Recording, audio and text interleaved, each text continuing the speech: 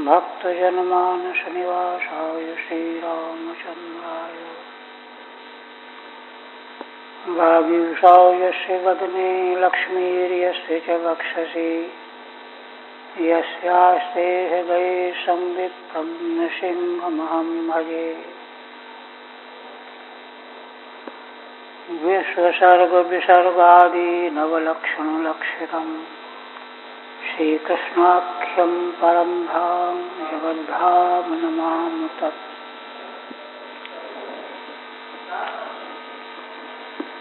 परम आदरणीय यति वृंद, भक्त वृंद एवं श्रोत वृंद,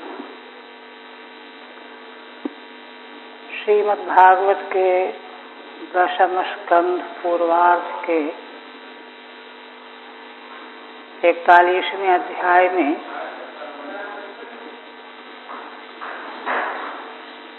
वर्णन चल रहा है कि श्री अक्रूर जी के साथ भगवान मथुरा पहुंच गए और उनको प्रेम पूर्वक अपने घर आने का आश्वासन दे करके भगवान वहीं ठहर गए। अपराह्न काल में श्री मथुरापुरी की शोभा का अवलोकन करने के लिए श्री बलराम जी के साथ और गोपों से घिरे हुए भगवान चले तो मथुरा नगरी में प्रविष्ट होकर के भगवान को मथुरा की शोभा, किस प्रकार की शोभा का दर्शन हुआ, अवलोकन हुआ, यह वर्णन चल रहा है। 20वें पद से लेकर के 4 श्लोकों में श्री मथुरापुरी की शोभा का वर्णन किया गया है।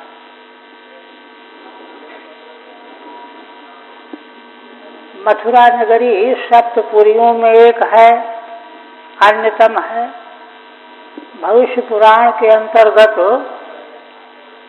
एक जगह वर्णन आया है कि कलयुग के इतने 1000 वर्ष बीतने के बाद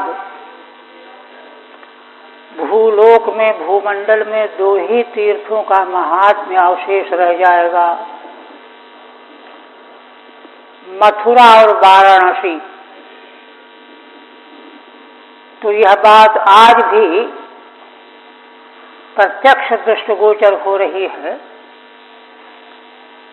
कि इन दोनों स्थानों में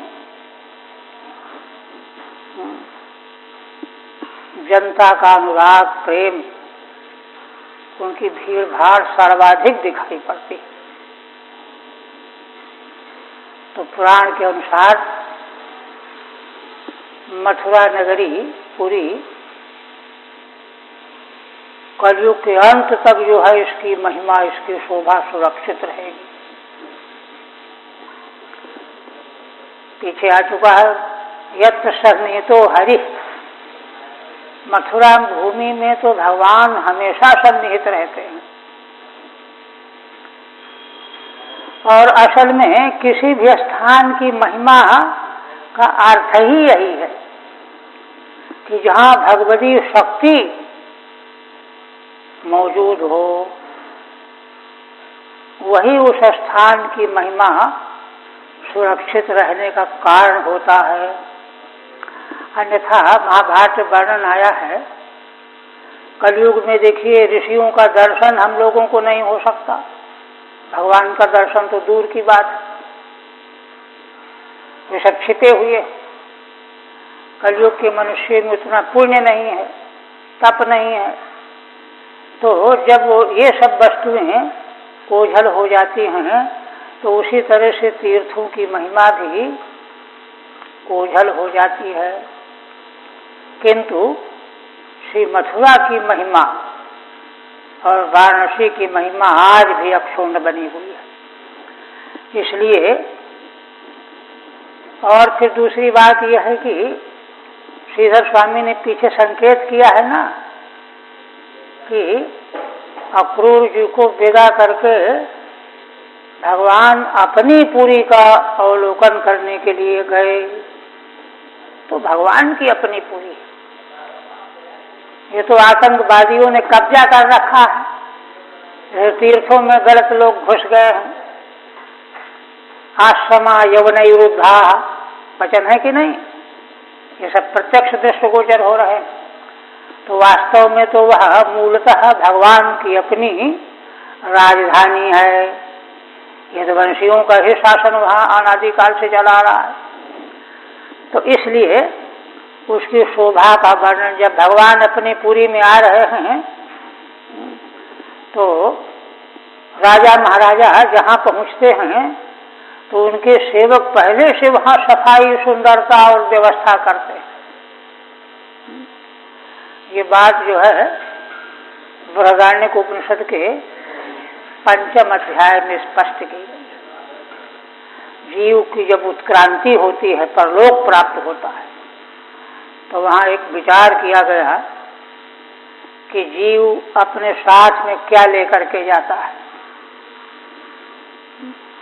तो जीव तो शुद्ध चेतन ही है स्वरूपतः, किंतु लिंग शरीर से वह लिपटा रहता है। इसलिए लिंग शरीर का नाश हुए बिना मोक्ष नहीं होता, लिंग शरीर जाता है। पंचभूतों के बारे में कहा कि पंचभूत नहीं जाते, क्योंकि पंचभूत तो व्यापक हैं, जहाँ भी जाएंगे वहाँ मिल जाएंगे, इनकी क्या जरूरत ले जाने की। वह वस्तु ले, अब कोई यात्रा करता है तो हवा थोड़े साथ में लेकर के जाता है, जहाँ भी जाएगा हवा तो मिल ही जाएगी, पानी तो मिल ही जाएगा, पृथ्वी तो मिल ही जाएगी। इसलिए जीव भी जब उत्क्रांति के बाद परलोक यात्रा करता है तो वहाँ दृष्टांत दिया है मूल श्रुति में कि जैसे राजा लोग जब कहीं यात्रा करते हैं तो उनके सेवक, सचिव, सहकारी गण सब पहले से व्यवस्था कर देते हैं कि महाराज यहाँ ठहरेंगे, यहाँ जलपान करेंगे, यहाँ विश्राम करेंगे, ये वर्णन है वहाँ। इसी तरह से जीव तो विभू होता है मरणोत्तर काल में, देह का संबंध छूटते ही वह विभू होकर के सर्वद्रष्टा बन जाता है, और सर्वद्रष्टा बन करके वह वहीं पहुंच जाता है जहां उसको जाना रहता है। तो इसी तरह से भगवान जब आने को हुए तो मथुरापुरी की शोभा, उसकी सुंदरता की वृद्धि कर दी गई। निमित्त चाहे कोई बन गया, तो उसी का वर्णन करते हुए कहते हैं 22 तक हुआ था शायद टीका। अब 22वें की टीका के बाद 23वें में कहते हैं, पहले प्रारंभ से वर्णन किया कि मथुरापुरी की चार दीवारी, मुख्य राजद्वार, परिखा खाई, सुरक्षा और वहाँ के भवन, मार्ग, किस किस तरह से दिव्य उच्च कोटि के दिव्य भवनों की रचना, वहाँ पर स्वर्ण, मणियाँ, हीरे मोती इनका प्रयोग किया गया है। पक्षी जो हैं मधुर भाषा का ध्वनि श्रवण कराते हैं, पारावत और मयूर आदि। अब 23वें में कहते हैं, आपूर्ण कुंभैर्दधि चंदनोक्षतैः प्रसून दीपावलिभिः सपल्लवैः सवृंदरंभा क्रमुकैः सकेतुभिः स्वलंकृतद्वार गृहां सपट्टिकैः। देखिए वर्णन का कैसा शास्त्रीय ढंग है। ऊपर से सब दृष्टिगोचर कराते कराते अंत में नगर के भीतर जो भवन बने हुए हैं उनकी शोभा कैसी है उसका अंतिम में वर्णन करते हैं। आपूर्ण कुंभैर्दधि चंदनोक्षितैः, मथुरापुरी के सारे भवन, नगर के सारे मकान, उनके दाएं बाएं दोनों ओर जल से आपूरित कुंभ, घट, जलयुक्त घट, और उनको दधी और चंदन का छिड़काव किया गया है। दधी और चंदन ओक्षित माने सिंचित किए गए, छीटे गए। इसके बाद प्रसून द्वीपावली भी सपल्लवई, प्रसून फूल, दीपावलियां, कई दीपक, और उनके भी चारों ओर पल्लव, आम्र पल्लव, अशोक पल्लव, सवृंद रंभा क्रमुकई सकेतु भी, है ना। सवृंद रंभा का मतलब केले के वृक्ष के फल फूल के गुच्छे वे सुशोभित किए गए हैं। क्रमुक माने सुपारी के, उसका डंठल, पत्ती, फूल, फल सब सर्वांग, इनसे उनको सजाया गया है। सकेतु भी छोटी छोटी पताकाएं, केतु माने पताकाएं। स्वलंकृत द्वार गृहाम सपट्टिकई, और सपट्टिक माने वस्त्र खंड के टुकड़े, वस्त्र के टुकड़े, उनसे उनको चारों ओर से सुशोभित किया गया है। ऐसे इस व्यवस्था के अनुसार मथुरा नगरी के सारे भवन अलंकृत किए गए हैं, दरवाजे उनके। स्वलंकृत द्वार गृहाम, है ना, जिनके दरवाजे स्वलंकृत किए गए हैं। ऐसे द्वार वाले सारे ग्रह जिसके शोभित हुए हैं, उस मथुरा नगरी को का भगवान ने दर्शन किया, उसी क्रिया में अन्वय है। अब टीका में कहते हैं तथा स्वलंकृतानि द्वाराणि येषाम ते, ऐसे घर मथुरापुरी में हैं जिनके दरवाजे अलंकारों से अलंकृत किए गए हैं। ऐसे घर हैं। यस्याम ताम पुरीम, कई ही किसके द्वारा द्वार अलंकृत किए गए हैं, तो बताते हैं आपूर्णई कुंभई ही, जल से भरे हुए कुंभ पात्र, दधना चंदनेन चोक्षितई ही, दधी और चंदन से सिंचन किया गया है जिन घटों में। सिक्तई ही, उक्षितई की व्याख्या सिक्तई, सींचे गए हैं, तर किए गए हैं। प्रसूना नाम दीपा नाम चा अवलयः, उनके चारों ओर फूलों की मालाएं, अवली, अवली माने माला, और दीपों की माला, इनसे सजाए गए हैं कुंभ वे। वृंदै फल गुच्छै उपलक्षिता, है ना, वृंद माने फल के गुच्छों से उपलक्षित। जो रंभा क्रमुकाश्च, रंभा माने केले, क्रमुक माने सुपारी, तत्सहित ही, उनके सहित। सकेतु भी, केतुओं के भी सहित, केतवो ध्वजा तत्सहित ही, ध्वजाएं छोटी छोटी, पताकाएं। पट्टिका वितस्त विस्तार पट्ट वस्त्राणी, एक बालिष्ठ के विस्तार वाले वस्त्र खंड, तत्सहित ही, उनके सहित उनको सजाया गया है। ऐसे द्वार से सजे हुए जो मकान है। तत्रेयम रीति, श्रीधर स्वामी इस रीति को स्पष्ट करते हैं, क्योंकि देखिए यह वास्तु पूजा की पद्धति है, विधि। वैदिक परंपरा में, है ना, मकान मंदिर आदिकों में वास्तु पूजा का विधान है। तो उसका विधान क्या है उसको बता रहे हैं। द्वारेषु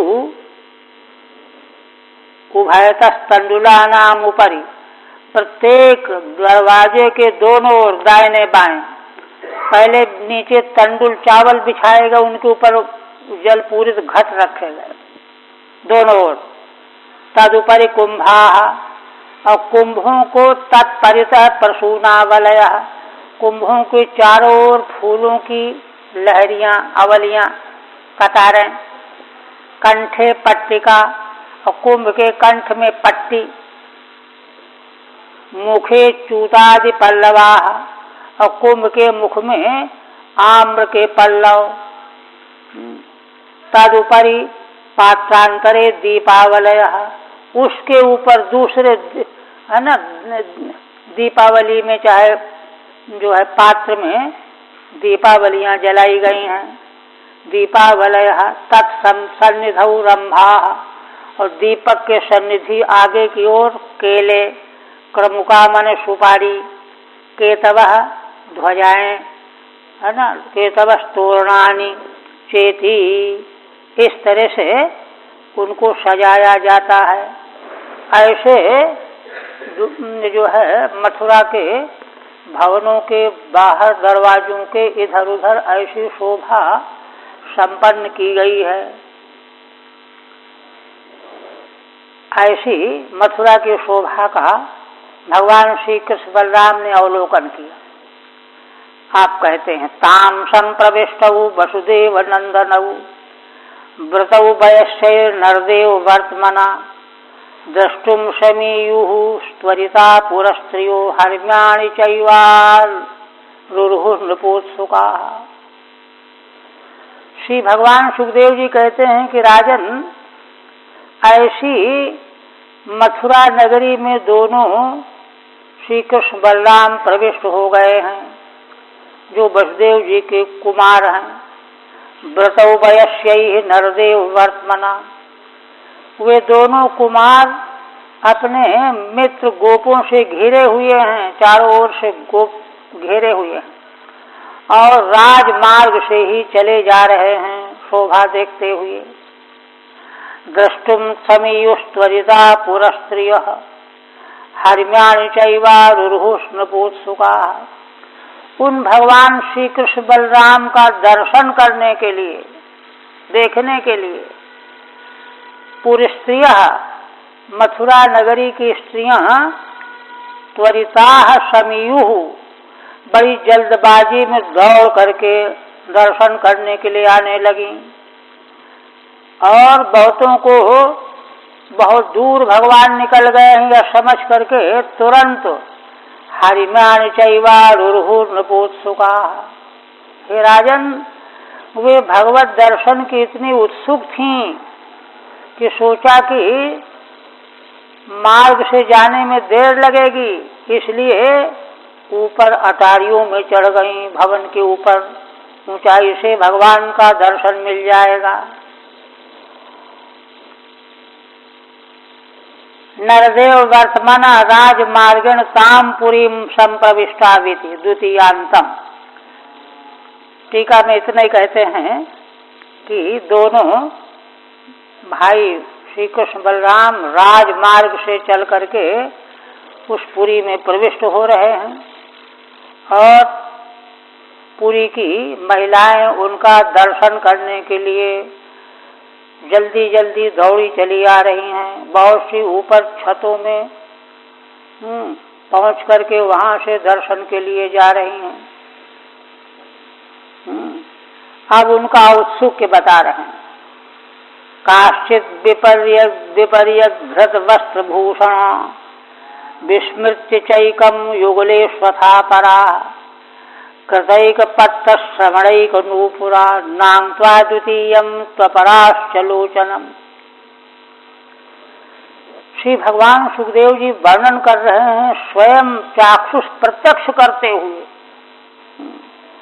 क्योंकि असल में भगवान जब भूमंडल में अवतार लेकर के आते हैं तो उन भगवान का दर्शन किन भाग्यशाली नर नारियों को होगा, किन जीवों को होगा, है ना। भगवान किन वस्तुओं का संग्रह करेंगे, क्या क्या वस्तु स्पर्श करेंगे, उन सबों के भाग्य जुड़े रहते हैं। तो इसी प्रकार मथुरापुरी की जो स्त्रियां हैं उनके भी भगवत दर्शन के भाग्य जुड़े हुए हैं, और ये भाग्य का संबंध बहुत जन्म पीछे से होता है। ऐसे भगवान का दर्शन सुलभ नहीं हो सकता, तो इसलिए संस्कार बसात संस्कारों का अंतर मानना पड़ेगा। उसी संस्कार के अंतर के कारण ही, जैसा कि उद्धव जी के संबंध में तीसरे स्कंद में वर्णन आया है कि वे भगवान की लीला खेला करते थे, 5 साल के थे। माँ उनको बुलाती थी कि आओ, बड़ी देर हो गई, भोजन करो, प्रसाद पाओ। नहीं नहीं, अभी मैं भगवान की पूजा कर रहा हूँ, पूजा छोड़ करके नहीं आ सकता हूँ, ठहरो अभी, ऐसे कहते। देखिए इसका क्या मतलब है, जन्म जन्मांतर के भगवत से भगवत संबंधी भाव बने हुए हैं। इसी तरह से इन मथुरापुर की स्त्रियों के भी बहुत जन्म जन्मांतर के संस्कार रूप में भाव बने हुए हैं। इसलिए एकाएक उनके मन में आया, अरे भगवान का दर्शन करना है। इसलिए एकाएक जो है यहाँ यह वर्णन किया जाने लगा। काश्चित विपर्यधृत वस्त्र भूषण, उनमें से कोई स्त्रियां जिन्होंने वस्त्र और आभूषण उल्टे धारण कर लिए, विपर्यस्त हो गए, है ना। जो कान का आभूषण है उसको गले में धारण कर लिया, है ना, पैर का है उसको हाथ में धारण कर लिया। ऐसे वस्त्रों में भी वस्त्र और आभूषण उनके विपर्यस्त हो गए, उल्टे पुल्टे हो गए। क्यों? विस्मृति, उनको विस्मृति हो गई, ध्यान ही नहीं रहा कि कौन वस्त्र कौन अलंकार कहाँ धारण करना चाहिए। क्योंकि ये फिटिंग जो है ये संसार की वस्तु है, संसार की जो फिटिंग है ना, ये भगवान के भाव के उदित होने पर ये फीकी पड़ जाती है, विस्मृति हो गई। इतने नहीं, विस्मृत्य चैकम युगले स्वथा परा, दूसरी स्त्रियां वस्त्र और आभूषण जो है, जैसे आभूषण कान में दोनों ओर पहनने चाहिए ना, कुंडल, एक पहन लिया को भूल गई, है? और इसी तरह से नूपुर वगैरह चरण में दोनों में पहनना चाहिए, एक पहन लिया दूसरे में भूल गई। ये स्थिति हुई।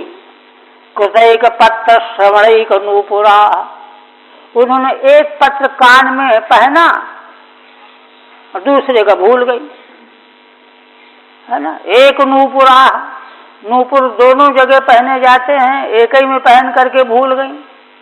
नाम त्वा द्वितीयम त्वपराश्च लोचनम, एक आंख में अंजन लगा, दूसरे में अंजन लगा कि नहीं लगा भूल ही गई।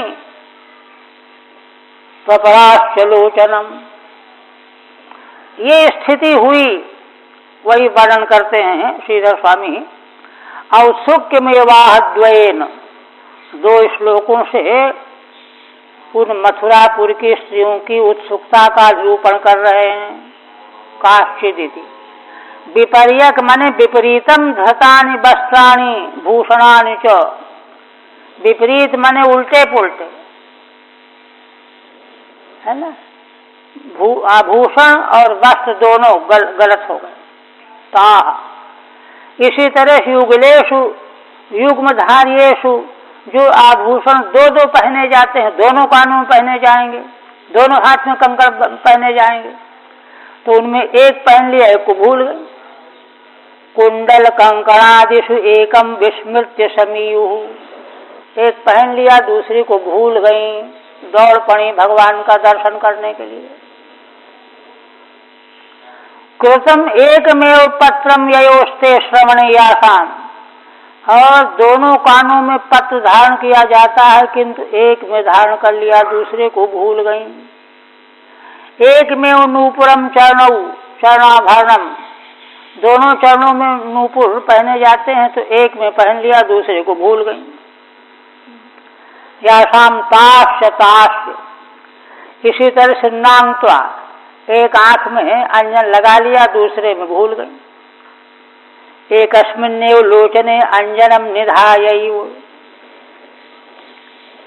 फिर कहते हैं अश्नंत एकास्तलपास्य सोत्सवा अभ्यज्यमाना अकृतोपमज्जना स्वपन्ति उत्थाय निशम्य निःश्वनम प्रपायन्त्योर्भमपोहि मातरः। श्री भगवान सुखदेव जी कहते हैं, राजन, कोई स्त्री भोजन कर रही थी, भोजन करना छोड़ दिया, सोत्सवा अपास्य सोत्सवा, क्यों भगवान के दर्शन का इतना महान उत्सव उसके हृदय में जागृत हो गया। अभ्यज्यमाना अकृतोपमज्जना, कोई दूसरी सखी से उपटन लगवा रही थी, उसके बाद नहाना भूल गई, अकृतोपमज्जना। स्वपंत उत्थाय निशम्य स्वनम, कोई सो रही थी, बड़ी आवाज चारों ओर से आई सुनाई पड़ी तो उठ गई और सुना कि भगवान आ रहे हैं तो दौड़ पड़ी, आवाज सुन करके दौड़ पड़ी। प्रपायन्त्योर्भमपोहि मातरः, जो माताएं थीं, पुत्रवती थीं, वे बालकों को पुत्रों को दूध पिला रही थीं, जैसे सुना कि भगवान आए हुए हैं बालक को अलग कर दिया, दौड़ पड़ी, चल पड़ी। ठीक है। तद भोजनम त्यक्त्वा अभ्यज्यमाना सखी भी, भोजन करने वाली भोजन छोड़ दिया, सखियों के द्वारा जिनके उपटन लग रहा था, क्रियमाण तैलाभ्यंगा, तैल का अभ्यंग मालिश, अकृतोपमज्जना अकृत स्नाना, उसके बाद स्नान करना आवश्यक होता है, किंतु स्नान करने का उनको ध्यान नहीं आया। अर्भम बालकम, बालक को दूध पिला रही थी, उसको अलग कर दिया, है ना। अपोहि माने निरस्य, अलग कर दिया। मनांशितासाम अरविंद लोचना, प्रगल्भ लीला हसितावलोकैः, जहार मत्तद्विरदेन्द्र विक्रमो दृशाम ददच्छे रमणात्मनोत्सवम। इस प्रकार से मथुरापुरी की स्त्रियां जब दौड़ करके भगवान के दर्शन के लिए त्वरा में आईं तो उनको कितना आनंद आया, क्या आनंद आया। तासाम अरविंद लोचन मनांसि जहार, जैसे ही भगवान का दर्शन हुआ तो अरविंद नेत्र भगवान, कमल नेत्र भगवान ने उनके मन को हरण कर लिया। भगवान का दर्शन करते ही उनके मन छिन गए। कैसे, किस तरह से हरण किया। प्रगल्भ लीला हसितावलोकैः, भगवान की लीलाएं, चेष्टाएं, चाल ढाल बड़ी प्रगल्भ हैं। लीलापूर्ण मुस्कान, हंसना और अवलोकन करना, इन चरित्रों के द्वारा, इन क्रियाकलापों के द्वारा वो उनके मन हरण हो गए। भगवान ने इन क्रियाओं के द्वारा उनके मन का हरण कर लिया। कैसे हैं भगवान। मत्तद्विरदेन्द्र विक्रमा, मत वाला द्विरदेन्द्र, द्विरद वाला हाथी, उसके समान भगवान की चाल है। मतवाले गजेंद्र के समान भगवान की चाल है। इस चाल से चलते हुए लीलापूर्ण हर्षितपूर्ण अवलोकन के द्वारा उन्होंने मथुरापुर की स्त्रियों के मन को आकृष्ट कर लिया। एक बात और, दशाम ददत् श्री रमणात्मनोत्सवम, भगवान ने क्या दिया, क्या किया। उन स्त्रियों के दृष्टि को, नेत्रों को श्री रमणात्मनोत्सवम, श्री भगवान का जो विग्रह है, बपू शरीर, वह श्री लक्ष्मी जी के रमण का आधार है। लक्ष्मी रमण है ही, तो ऐसे भगवान के उस मंगलमय विग्रह ने, बपू ने, उनके मन को उत्सव जैसा, महान उत्सव जैसा सुख प्रदान किया। मथुरापुर की स्त्रियों के नेत्रों के लिए महान उत्सव जैसा भगवान का मंगलमय विग्रह, स्वरूप विग्रह जो है मालूम पड़ा। इस प्रकार से एक तरह से यह प्रदान करके भगवान ने उनका आदर किया, माने भगवान ने उनको यह चीज दी तो इससे उनको बड़ा संतोष हुआ, आनंद मिला। जो वस्तु मन पसंद मिलती है तो आनंद देती है।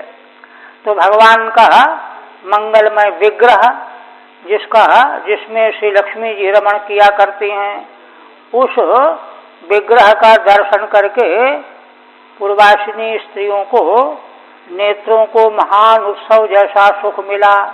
तो यह एक प्रकार से उनको भगवान के द्वारा दान मिला, इसलिए अत्यंत उत्सुक हो गईं। ठीक है। प्रगल्भा या लीलास्ताभिर्हसितान निरीक्षणानि च तैः।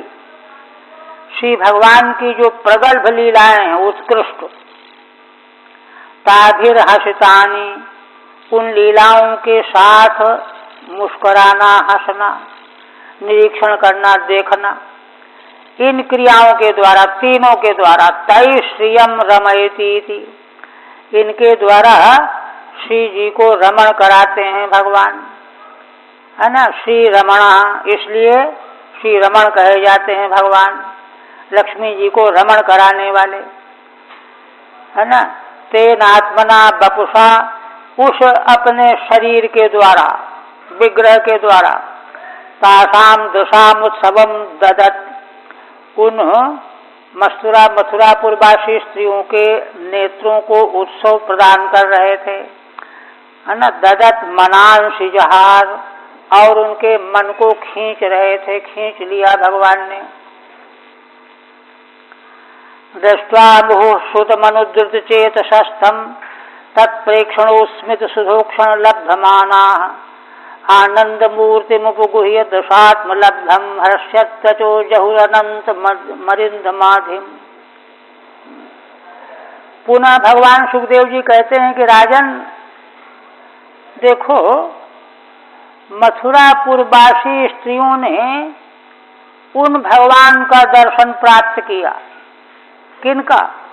मुहुः श्रुत मनुद्रुत चेतसः, जिन भगवान की महिमा के बारे में बहुत बार सुना है उन्होंने, और इसी जन्म में नहीं, पहले की भी जन्मों में भगवान की महिमा सुनने के संस्कार बने रहते हैं, इसलिए बहुत बार सुना है। और सुन करके क्या हुआ है, उनका चित्त भगवान की ओर लग गया है, दौड़ गया, अनुद्रुत चेतसा, है ना। बड़ी तेजी से उनका चित्त भगवान में लग गया है।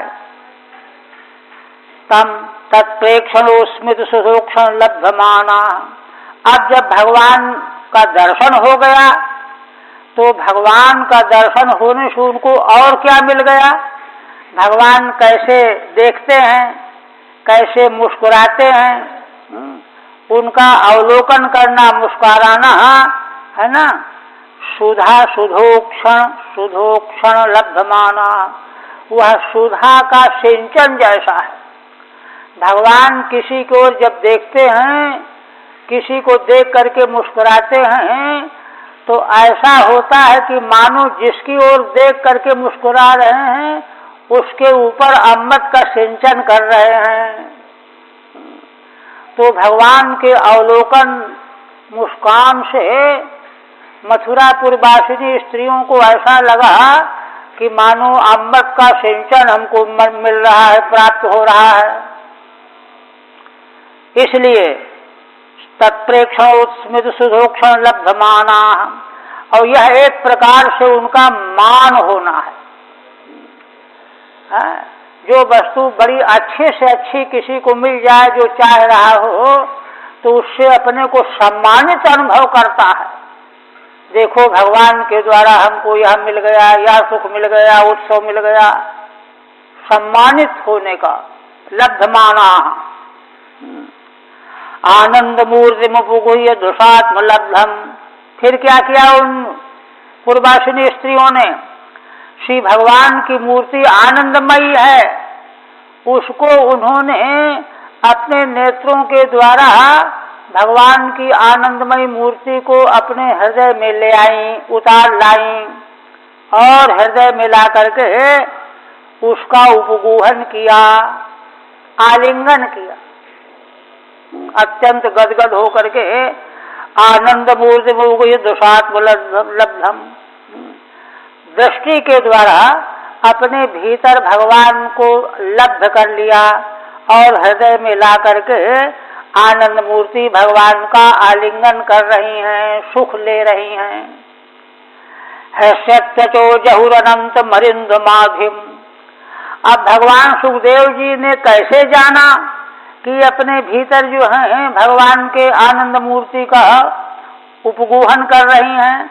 तो कहते हैं लक्षणों से भाई, इनके देखो ना, इनकी त्वचा के जो रोए हैं वे खड़े हो रहे हैं। हर्षत त्वचा जहुरनंत मरिंद माधिम।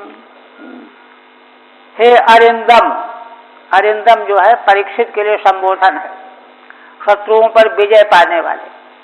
हे राजन परीक्षित, ऐसा करके वर्ण करने से उनके रोंगटे खड़े हो रहे हैं और उन्होंने अपनी आधी माने मानसिक क्लेश को त्याग दिया। भगवान कब मिलेंगे, भगवान का दर्शन कब होगा, मानो उनका मन अनादिकाल से तड़प रहा था।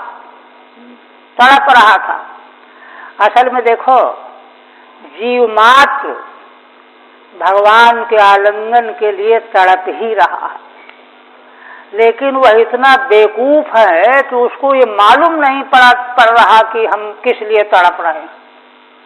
वो स्वयं अपनी तड़पन के रहस्य को नहीं जानता।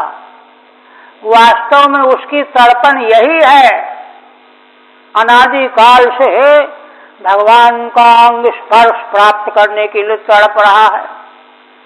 ये तो मथुरापुर की स्त्रियां भाग्यशालिनी हैं, इनको मालूम पड़ गया तो त्वरा हो गई, जल्दबाजी हो गई और भगवान का मंगलमय आलिंगन उनको मिल गया और इस तरह से मन की आधी को उन्होंने दूर कर लिया। ठीक है। मुहुः श्रुतत्वात् तद्गत चेतसः। बार बार भगवान की महिमा के बारे में लोगों ने सुन रखा है, इसलिए उनका चित्त भगवान में पहुंचा हुआ है।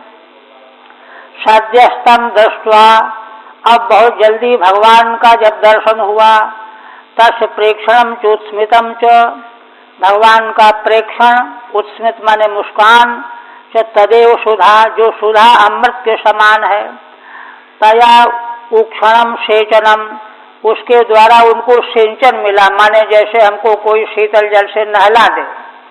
तो भगवान के अमृतमय ईक्षण और मुस्कान से वे नहा गईं। तेन लब्धो मानो याभिस्ता, और इस सुधा के स्पर्श से उनको बहुत बड़ा सम्मान मिल गया। दशोद्घाटितेन नेत्र द्वारेण, है ना, दृष्टि के द्वारा उद्घाटित जो नेत्र रूपी दरवाजा, नेत्र को खोल दिया, भगवान अंदर आ गए, हृदय में जो है भगवान का आलिंगन कर लिया। द्वार आत्मनि मनस लब्धम प्राप्तम, नेत्र रूपी द्वार से जब भगवान मन के भीतर आ गए तब उनको परिस्वज्य, है ना, आलिंगन कर लिया। तद प्राप्त जनित मनंत माधिम मानसीम व्यथाम जहुहु, उन भगवान की अब तक प्राप्ति नहीं हुई थी, इससे जो अनंत काल से आधी माने मानसिक क्लेश बना हुआ था, पीड़ा बनी हुई थी, यही पीड़ा जीव मात्र के भीतर है, वो पहचान नहीं पा रहा। तो वह जब बाधी मन की पीड़ा को मानसीम व्यथाम जहुहु, उसको उन्होंने त्याग दिया। क्यों? क्योंकि भगवान का आलिंगन मिल गया। हे अरिंदम, सुखदेव भगवान कहते हैं महाराज परीक्षित को, शत्रुओं का दमन करने वाले, निर्जित कामेति, शत्रु का दमन करने वाला, काम क्रोध आदि ये सब शत्रु हैं, तो तुम काम आदि क्रोध आदिकों को जीतने वाले हो, अरिंदम हो, है ना। यह संबोधन क्यों यहाँ किया गया? श्रृंगार रसे निमग्नो भाभूरिति। अरे भाई, यह वर्णन हम कर रहे हैं दिव्य पात्रों के लिए है, इसमें तुम श्रृंगार रस की चेष्टा मत करना कि श्रृंगार देखने लग जाओ, जो अभागे होते हैं, वह कितना मंगलमय दिव्य वर्णन है भगवान की लीला का, और इसमें श्रृंगार टटोलने लगे, ये तो दुर्भाग्य ही है।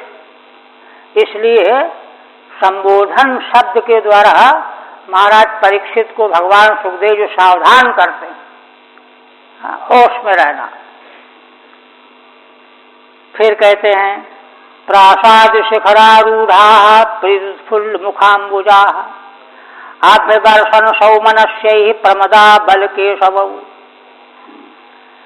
कहते हैं जो मथुरापुर की स्त्रियां बड़े बड़े भवनों के शिखर अट्टालिकाओं पर आरूढ़ थीं भगवान का दर्शन करने के लिए, इतनी प्रसन्न हो गई कि प्रीति के कारण उनके मुख कमल खिल गए, आनंद से ओतप्रोत हो गए। आभ्यवर्षण सौमनस्यै प्रमदा बल केशवौ। वे स्त्रियां अपने सौमनस्य, सौमनस्यै माने दो चीजें हैं, माने अपने सुंदर मानसिक भावों की वर्षा की, और सौमन और सुमन का अर्थ फूल भी होता है, फूलों की वर्षा कर रही हैं। और फूल की वर्षा करते फूल खत्म हो गए तो अपने उत्तम उच्च कोटि के मनोभावों की वर्षा कर रही हैं। ये हमेशा हमको दर्शन देते रहें, इनका कभी कुछ बिगाड़ न हो, इस तरह के उच्च कोटि के भाव समर्पण कर रही हैं भगवान का दर्शन करके। श्री बलदेव और भगवान श्री कृष्ण को बोलते। ठीक है, सौमनस्यै कुसुम समूहैः, एक व्याख्या तो ये है। और दूसरा है शोभन मनोभावैर्वा, शोभन उत्कृष्ट मनोभाव, ये भी सौमनस्य है। फिर कहते हैं दध्यक्षतैः शोधपात्रैः सगन्धैरभ्युपायनैः तावानर्चुः प्रमुदितास्तत्र तत्र द्विजातयः। अब तो सारे मथुरा में भगवान के आने की सूचना मिल ही गई थी, इसलिए जहाँ जहाँ भगवान जाते थे वहाँ सर्वत्र द्विजातिगण ब्राह्मण क्षत्रिय वैश्य वैदिक ये दधी अक्षत और जलपात्र, पात्रों में जल लेकर के, सगंधैरभ्युपायनैः मालाएं गंध चंदन आदि और भी उपायन सामग्री लेकर के वे सभी द्विजातिगण प्रसन्न होकर के भगवान की अर्चा करने लगे, पूजा करने लगे, छिड़क रहे हैं दूर से फूल चंदन अक्षत, पूजा कर रहे हैं। उनके मनोभाव भगवान की अर्चा पूजा के लिए हैं। ठीक है नहीं। ऊचु पौरा अहो गोप्यस्तपः किमचरन् महत् या हेतावनुपश्यन्ति नरलोक महोत्सवौ। फिर भगवान सुखदेव जी कहते हैं कि मथुरापुरी की स्त्रियों ने आपस में बातचीत जब की तो क्या कहती हैं कि अरे सखियों, यह तो बताओ इन गोपियों ने, ब्रजांगनाओं ने कौन सा महान तप किया है, कौन सा महान तप किया है गोपांगनाओं ने। क्यों? या हेतावनुपश्यन्ति, जो वे लोग इन दोनों कुमारों को हमेशा देखती ही रहती हैं। क्यों? नरलोक महोत्सव, ये तो मनुष्य लोक के महान उत्सव रूप है। मनुष्य लोक में जहाँ भी कहीं ये जाएंगे तो जो भी इनका दर्शन करेगा उनके नेत्रों को महान उत्सव का सुख मिलेगा। इनका दर्शन रात दिन करती रहती हैं। इन ब्रजांगनाओं ने कौन सा महान तप किया है। पौरा है पुरस्त्रिय है, टीका नहीं। इस तरह से पूर्वासिनी स्त्रियों के उद्गार का उल्लेख करके अब आगे भगवान तो चले जा रहे हैं शोभा का अवलोकन करते हुए। आगे चल करके रजकम कंचिदायांतम रंगकारम गदाग्रजः दृष्ट्वा याचत वासांसी धौतान्यत अत्युत्तमानि च। एक रजक वस्त्र स्वच्छ करने वाला कोई आ रहा था, और वह ऐसा रजक है कि वह कपड़ों में रंग करने का भी काम कर, रंगकार भी दुकान उकान कर रहा है। दृष्ट्वा याचत बासांसी, उसको भगवान ने देख करके, भगवान तो बड़े कौतूहल प्रिय है ना, उससे वस्त्र मांगने लगे, धुले हुए स्वच्छ निर्मल वस्त्र, उत्तम वस्त्र हमको दे दो। रज को वस्त्र निर्णय कहा, वस्त्रों को शुद्ध करने वाला। सायो वस्त्राणाम रंगमपि कुर्वन् रंगकारः, वही वस्त्रों में रंग भी किया करता था, है ना, लाल हरा नीला, इसलिए रंगकार भी था, है ना। भगवान ने कैसे मांगा, देह्यावयो समुचितान्यंग वासांसि चारहतो भविष्यति परम श्रेयो दातुस्ते नात्र संशयः। देखो, हम दोनों भाइयों के लिए जो समुचित वस्त्र हूँ, उचित योग्य, वो दे दो, और देखो तुम दे दोगे तो तुमको बड़ा श्रेय प्राप्त होगा, तुमको बहुत कुछ मिल जाएगा। धातुस्ते नात्र संशयः, इसमें कोई संशय नहीं है, तुमको जरूर जो है श्रेय की प्राप्ति हो जाएगी। देखिए, सायाचितो भगवता परिपूर्णेन सर्वतः साक्षेपम रुषित प्राह भृत्यो राज्ञ सुदुर्मदः। भगवान सुखदेव जी कहने लगे कि राजन देखो तो, भगवान उससे याचना कर रहे हैं, जो भगवान सर्वथा सब प्रकार से सदा परिपूर्ण है, पूर्ण ब्रह्म है। उस अभागे को यह बात समझ में नहीं आई, उसने तो साक्षेपम रुषित प्राह, वह तो क्रुद्ध हो गया, आक्षेप करने लगा। प्राभृत्यो राज्ञ सुदुर्मदः, वह राजा का सेवक था, भृत्य था, इसलिए दुष्ट राजा का सेवक उससे भी ज्यादा दुर्मदान हो गया, दुर्मदः रुषितः कुपितः। देखिए क्या कहता, व्यंग करने लगा। ईदृशान्यो वासांसि नित्यम गिरवने चराः परिधत्ते किमुद्वृत्ता राजद्रव्याणभीप्सथ। अरे तुम लोग बड़े उद्दंड हो गए हो, उद्वृत्ताः, उद्वृत्ताः से संबोधन है। अरे तुम लोग बड़े उद्दंड हो, उद्दंडो, ये बताओ कि क्या तुम लोग इसी प्रकार के वस्त्र पहनते हो? तुम लोग तो पहाड़ों में और वन में रहने वाले हो, पशु चराने वाले हो, चरवाहे हो, क्या ऐसे वस्त्र तुम पहनते हो? तुमको डर नहीं लगता? राजद्रव्याणभीप्सथ, राजाओं की वस्तु जो पहनने की उसकी इच्छा कर रहे हो? ये कहो, हे उद्वृत्ताः, टीका में कहते हैं, गिरौ बने चरथ ये नित्यम ते यूयम।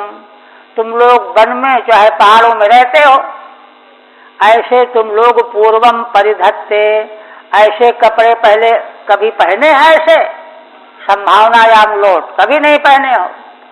अभीप्सत प्रार्थयध्वम, तुमको डर नहीं लगता? राजाओं की वस्तुओं की इच्छा कर रहे हो, प्रार्थना कर रहे हो, है ना। याता शुभाविषा मैवम प्रार्थ्यम यदि जिजीविषा। जाओ बेवकूफो, मूर्खो, जल्दी भाग जाओ यहाँ से। मैवम प्रार्थ्यम यदि जिजीविषा, अगर जीना चाहते हो तो दोबारा मत मांगना। बधनंति घ्नंति लुम्पंति द्रप्तम राजकुलानि वै। तुम्हारे जैसे घमंडी को, द्रप्त को, राजकुलान माने राज कर्मचारी, बांध देते हैं, जेल में डाल देते हैं, मार डालते हैं, लूट लेते हैं। इसलिए कभी भी इस तरह की हिम्मत न करना। राजकुलान माने राजकीया सेवका, लुम्पंति निःस्वम कुर्वन्ति, सब छीन लेते हैं। एवं विकथमानस्य कुपितो देवकी सुतः रजकस्य कराग्रेण शिरः कायादपातयत्। भगवान सुखदेव जी कहते हैं कि इस तरह से बड़ी बड़बड़ के बातें कर रहा था रजक। भगवान कुपित हो गए और कराग्र हाथ के अग्रभाग से उसका सिर काया से अलग कर दिया, खट कर दिया, खत्म हो गया। तस्यानुजीविना सर्वे वासः कोशान विसृज्य वही। अब तो उसके साथी जो सेवक थे वो वस्त्र के कोष माने गट्ठरों को फेंक दिया और भाग गए। दुद्रुवु सर्वतो मार्गम वासांश जगृहेच्युता। सब दिशाओं को भाग खड़े हुए, पीछे देखा भी नहीं, सब भाग गए, है ना। वासांशी जगृहेच्युता। अच्युत भगवान ने उन वस्त्रों को ग्रहण कर लिया। और अच्छा टीका में है ना, वासा कोशान माने वस्त्र पुटकान, कोई वस्त्र की गठरी होती है। वशित्वात् प्रिय वस्त्रे कृष्ण संकर्षणस्तथा शेषाण्यादत्त गोपेभ्यो विसृज्य भूविका निचित। भगवान श्री कृष्ण बलराम ने अपने मन पसंद छांट करके वस्त्र ले लिए, पहन लिए। बाकी जो थे उनमें से गोपों को दिया, तुम लोग भी अपने मन पसंद ले लो, छांट लो, पहन लो। और बाकी वहीं फेंक करके चल पड़े, वहीं फेंक दिया। ततस्तु बायकः प्रीतस्तयोर्वेशमकल्पयत् विचित्र वर्णैश्चैलेयैर् आकल्पैरनुरूपतः। भगवान जब थोड़ा आगे बढ़े तो एक दर्जी, बायक माने दर्जी, वो मिल गया। भगवान का दर्शन करके बड़ा प्रसन्न हो गया। भगवान को रोक करके उनके कपड़ों को उसने शुद्ध कर दिया। तयोर्वेशम अकल्पयत्। भगवान श्री कृष्ण बलराम के वेश के अनुरूप उन वस्त्रों को काट छांट करके शुद्ध कर दिया। विचित्र वर्णैश्चैलेयैः आकल्पैरनुरूपतः। भगवान श्री कृष्ण बलराम के है ना विग्रह के अनुरूप विचित्र वर्णों से युक्त उन वस्त्रों को अनुरूप बना दिया। बायकस्तंतुवाय विशेषः, सिलने का काम करने वाला, सिलाई वाला। वेशम अलंकारम, उनके विग्रह के अनुकूल अलंकार रूप में वेश बना दिया। शैलेयैः वस्त्रमयैः आकल्पैर्भूषणैः, माने जिनमें वस्त्र के ही आभूषण बने हुए थे, ऐसा उसको सजाते हैं चित्र विचित्र प्रकार का। नाना लक्षण वेशाभ्याम कृष्ण रामो विरेजतु स्वलंकृतौ बालगजौ पर्वणिव शीतेतरौ। अब दोनों भाई श्री कृष्ण बलराम है ना नाना लक्षण वाले वेश, भगवान का वस्त्र और तरह का, बलराम जी का और तरह का। कृष्ण रामो विरेजतु, दोनों भाइयों की बड़ी शोभा होने लगी, है ना। कैसी शोभा होने लगी?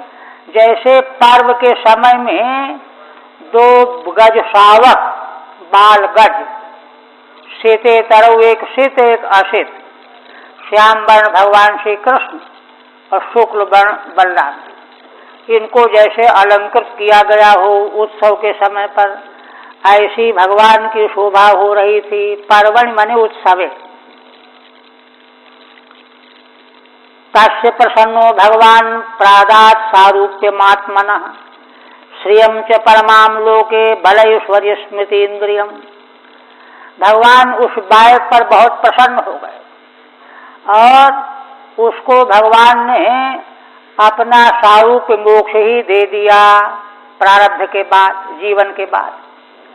श्रियं च परमाम लोके बलैश्वर्य स्मृति इंद्रियम, और जब तक जीवन उसका संसार में रहेगा, परम श्री धन संपत्ति लोक में बल, ऐश्वर्य, स्मृति मन स्मरण शक्ति और इंद्रियों की सक्षमता, यह सब बहुत सारा वरदान भगवान ने दे दिया और इस जीवन के बाद सारूप्य मोक्ष दे दिया। ये लोके परमाम श्रियम च बलम च ऐश्वर्यम च, इस लोक में जीवन में परम श्री बल, ऐश्वर्य, स्मृति, इंद्रियम माने तत्पाटवम, इंद्रियों का पाटव, कुशलता, यह सब भगवान ने दे दिया। ततः सुदाम्नो भवनम मालाकार स जगमतु तौ दृष्ट्वा सा समुत्थायो ननाम शिरसा भूमि। इसके बाद भगवान श्री कृष्ण बलराम दोनों घूमते हुए सुदामा नाम का एक मालाकार था, उसके घर पर गए। तौ दृष्ट्वा सा समुत्थायो ननाम शिरसा भूमि। भगवान तो भक्तों को पहचानते थे ना, तो जैसे ही उसने भगवान को देखा श्री कृष्ण बलराम को, तो वह उठ खड़ा हुआ, भगवान के चरणों में सिर रख करके प्रणाम किया। ननाम शिरसा भूमि। तयोरासन मानीयो पाद्यम चाथार्हणादिभिः पूजां सानुगयोश्चक्रे श्रक्तांगूलानुलेपनैः। उस सुदामा मालाकार ने दोनों भगवान श्री कृष्ण बलराम के लिए आसन बिछाया, पाद्य अर्घ आदि अर्पण किया और पूजन की जो योग्य सामग्री उपलब्ध थी उससे पूजन किया। पूजां सानुगयोश्चक्रे, है ना, अनुयायियों के सहित, माने भगवान श्री कृष्ण बलराम और जो गोपजन थे उन सबों की भी चक्रे शक्तांबूलानुलेपनैः, माला तांबूल और अनुलेप यह सब अर्पण किया। प्राहना सार्थकम जन्मो पावितम च कुलम प्रभो। ठीक है तो नहीं है? ठीक है नहीं। प्राहना सार्थकम जन्मो पावितम च कुलम प्रभो पितृदेवर्षयो मह्यम तुष्टा ह्यागमनेन वाम। पूजा करके भगवान से हाथ जोड़ करके प्रार्थना किया, हे भगवान, हमारा जन्म सार्थक हो गया। प्राहना सार्थकम जन्म और पावितम च कुलम प्रभो, हे प्रभु आपने बड़ा अनुग्रह किया, हमारा कुल पवित्र कर दिया। पितृदेवर्षयो मह्यम तुष्टा ह्यागमनेन वाम। आपके भगवान के दर्शन दे देने से, आ जाने से हमारे पितृगण, हमारे देव पूज्य इष्ट देव और ऋषि ये सब हम पर प्रसन्न हो गए, क्योंकि ये प्रसन्न होते हैं तभी भगवान का दर्शन प्राप्त होता है। भवन्तौ किल विश्वस्य जगतः कारणं परम अवतीर्णा विहांसेनो क्षेमाय च भवाय च। अंत में सुदामा कहता है कि हे भगवान, आप दोनों इस जगत के, संसार के, विश्व के परम कारण हो, अंतिम कारण हो। अवतीर्णा विहांसेनो क्षेमाय च भवाय च। इस समय आप भूमंडल में अंश के सहित अवतीर्ण हुए हो, किस लिए? क्षेमाय, संसार के कल्याण के लिए, और भवाय च, भवाय माने है ना, तरक्की के लिए, उद्भव के लिए। क्षेमाय माने अभयाय, क्षेम माने सब ओर से निर्भय हो जाना, और भवाय माने उद्भव, तरक्की हो जाना। अभ्युदय निःशेष दोनों आ गए इसमें। अभ्युदय माने तरक्की होना, निःशेष माने निर्भयता प्राप्त हो। तो इन दोनों वस्तुओं को देने के लिए आप भूमंडल में अवतीर्ण हुए हो।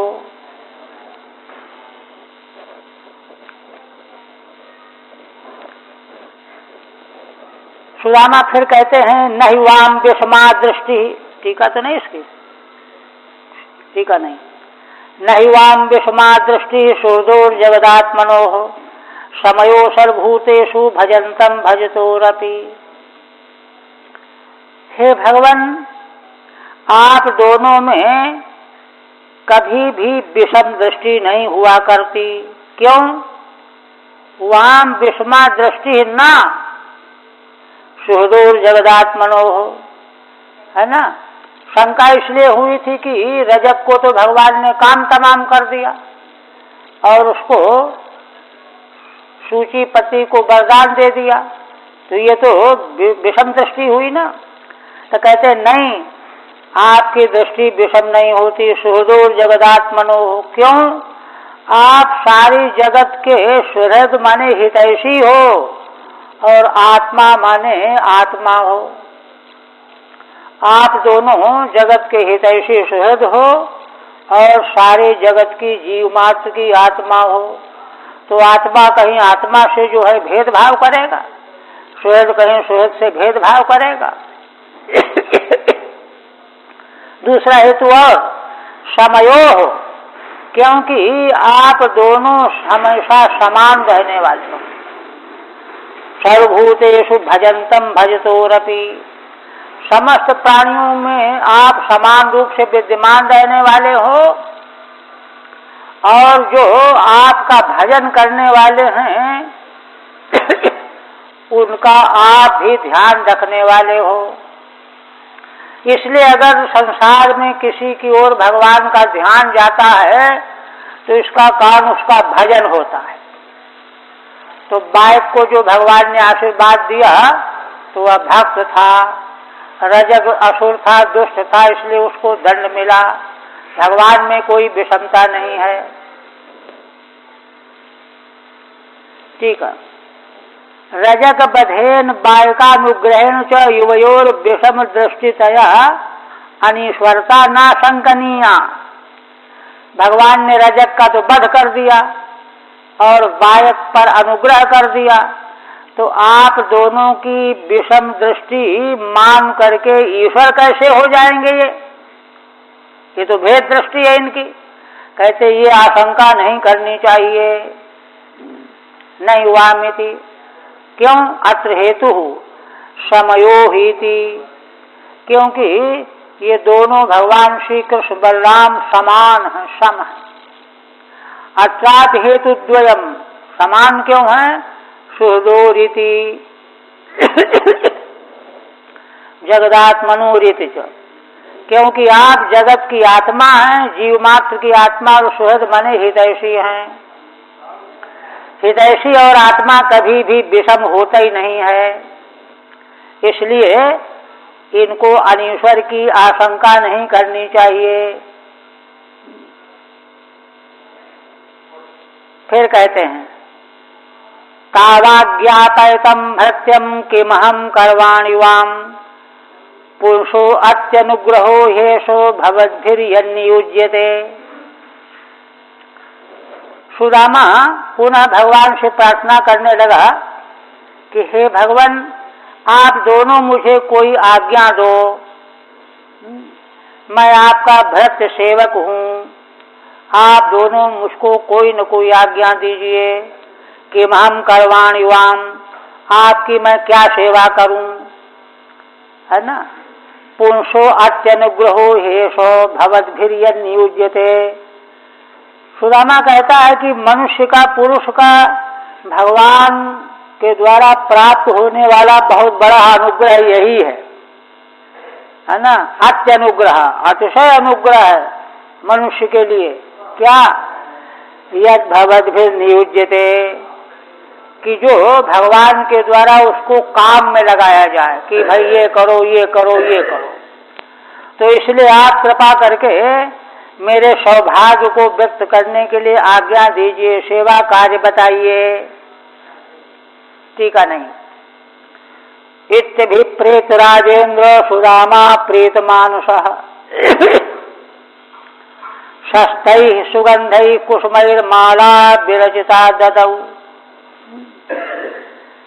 भगवान सुखदेव जी कहते हैं कि हे राजन, इस प्रकार से सुदामा ने भगवान से प्रार्थना की और प्रार्थना करके संकेत से वह समझ गया।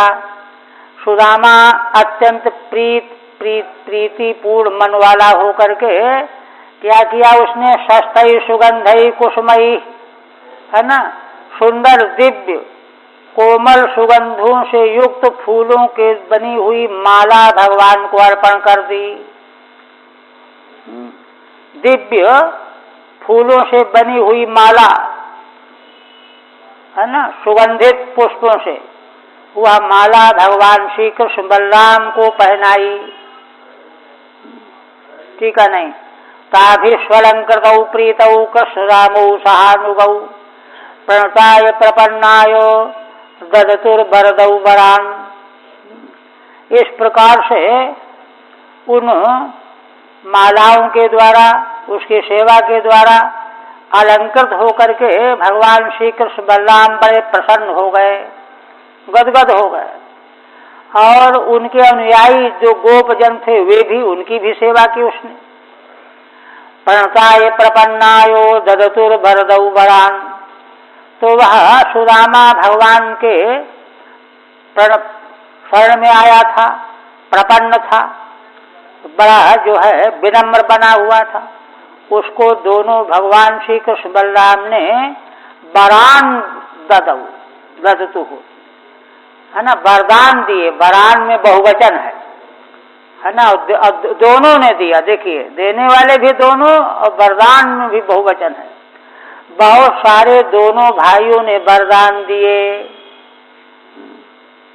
ये कहते हैं। अच्छा, पहले भगवान ने कहा होगा कि भाई कुछ मांग लो, जो चाहो सो मांग लो। तो उसने देखिए क्या मांगा, सोपि बब्रे चलाम भक्तिम तस्मिन्नेवाखिलात्मनि तद्भक्तेषु च सौहार्दम भूतेषु चोदयाम पराम। सुदामा ने भगवान से सबसे पहला वरदान यह मांगा कि आप में ही आप अखिल विश्व ब्रह्मांड की आत्मा हो, आप में मेरी अचल भक्ति हो जाए, पहला वरदान। दूसरा, तद भक्तेषु च सौहार्दम, आपके जो दूसरे भक्त हैं उनके प्रति मेरे हृदय में सौहार्द पैदा हो जाए, सौहार्द बना रहे। दो, तीसरा, भूतेषु च दयाम पराम, संसार के जितने प्राणी हैं उनके प्रति मेरे मन में बड़ा दया हो जाए, दया की भावना। ये तीन चीजें देखिए जीवन का सबसे अंतिम पुरुषार्थ। भागवत में यह बात जो है 5-7 जगह दोहराई गई है, तीन चीजें। भगवान ऋषभदेव जी ने जब उपदेश किया अपने पुत्रों को पंचम स्कंध में, तो वहाँ सारभूत, व्याख्यान तो बड़ा लंबा है किंतु सारभूत अंत में यही तीन चीजें वहाँ कही गई। महाराज पृथु ने जो उपदेश किया है प्रजाजनों के लिए, वहाँ पर भी प्रचेताओं को जब श्री नारद जी ने उपदेश किया है अंतिम में, क्योंकि वे तो भूल गए थे, भगवान का दर्शन हुआ, भगवान शिव का प्रसाद प्राप्त हुआ, किंतु उन्होंने प्रार्थना किया देवर्षि नारद जी से कि संसार के राजकाज में फंसे रह करके हमारा सब खराब हो गया, गड़बड़ हो गया, आप हम पर कृपा करो। तो वहाँ नारद जी ने उपदेश किया। उपदेश के अंतिम में सारभूत बात यही तीन सूत्र बताए। तो इस तरह से बहुत मूल्यवान वस्तु यह देखिए उस सुदामा ने मांगी भगवान से। ठीक है, नहीं, इति तस्मै वरम दत्वा श्रियम चान्वौ वर्धिनीम। इति कहने का मतलब उसके वरदान बस तीन ही थे और उसने धन संपत्ति मान प्रतिष्ठा कुछ नहीं मांगा। इसलिए भगवान सुखदेव के पास उसकी मांग केवल तीन थी, किंतु भगवान ने तस्मै वरम दत्वा श्रियम चान्वै वर्धिनीम, ठीक है जो तुम चाहते हो तो दे ही दिया, किंतु इसके बाद जो उसने मांगा ही नहीं वह अपने से दे दिया, ये और ले जाओ और ले जाओ। क्या? अन्वय वर्धिनीम श्रियम, तुम्हारे वंश परंपरा में धन संपत्ति आगे बनी ही रहेगी, कभी अभाव नहीं होगा। ये और क्या दे दिया?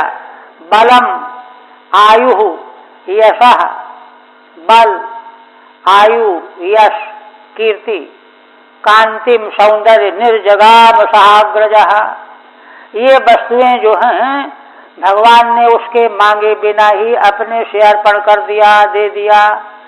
और ये सब दे करके भगवान वहां से आगे चले गए। सहाग्रजः निर्जगाम। ठीक है, अन्वय वर्धिनीम वंशे वृद्धिमतीम इत्यर्थः। ऐसी लक्ष्मी भगवान ने दे दी जो वंश में हमेशा वृद्धि को प्राप्त होती रहेगी, कमी नहीं रहेगी। अप्रार्थितम श्री प्रभृतिकम च दत्वा, जिनको उसने चाहा नहीं, मांगा नहीं, अप्रार्थित है। धन संपत्ति, बल, वीर, यश ये उसने नहीं मांगा, किंतु अप्रार्थित वस्तुएं भी भगवान ने दे दिया। ततो निर्जगामेति, भगवान की उदारता की पराकाष्ठा है कि भगवान जो है ये चीजें भी दे देते हैं जो भक्त मांगता ही नहीं, चाहता ही नहीं, उनको दे देते हैं कि ये चीजें रहेंगी तो उसको सुविधा रहेगी।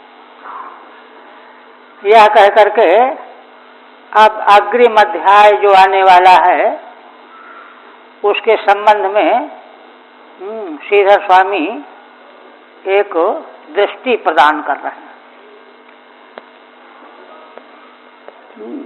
स्वैरम चरण मधुपुरे रजकम निकृत्य कृष्ण प्रदाय च बरानथ गायकाय, मालाकृतं समनुकंप्य चकार कुब्जां ऋद्वीं धनुष्य सहसा नमयन बभंज। ये 2 अध्यायों का एक तरह से उपक्रम है। स्वैरम चरण मधुपुरे रजकम निकृत्य, श्री भगवान मथुरा में स्वच्छंद विचरण कर रहे थे। विचरण करते हुए पहले तो भगवान ने रजक को मुक्त कर दिया, वध कर दिया। कृष्ण प्रदाय च बरानथ गायकायो, इसके बाद वह दर्जी जिसने भगवान के वस्त्र शुद्ध करके सिले उसको वरदान दिया। तीसरा, मालाकृतम समनुकंप चकार कुब्जाम, माला बनाने वाले सुदामा को, उसके ऊपर तो भगवान ने बहुत बड़ी अनुकंपा की। समनुकंप, सम्यक प्रकार अनुकंपाम कृत्वा चकार कुब्जाम ऋद्वीं धनुष्य सहसा नमयन बभंजो। और अब अग्रिम अध्याय में कुब्जा, त्रिवक्रा जिसका नाम था, उसको भगवान ने सीधी कर दिया, शुद्ध कर दिया। और धनुष्य सहसा नमयन बभंजो, और एकाएक सहसा धनुष को प्रत्यंचा चढ़ाते हुए उसको तोड़ डाला, उसका भंजन कर डाला। यह प्रसंग जो है अग्रिम अध्याय में 42वें में आएगा। और अब आज जो है यहीं हरि ओम तत्सत। श्रीमद्भागवते महापुराणे दशम स्कंधे पूर्वार्धे पूर्व प्रवेशो नाम 1 चत्वारिंशोऽध्यायः।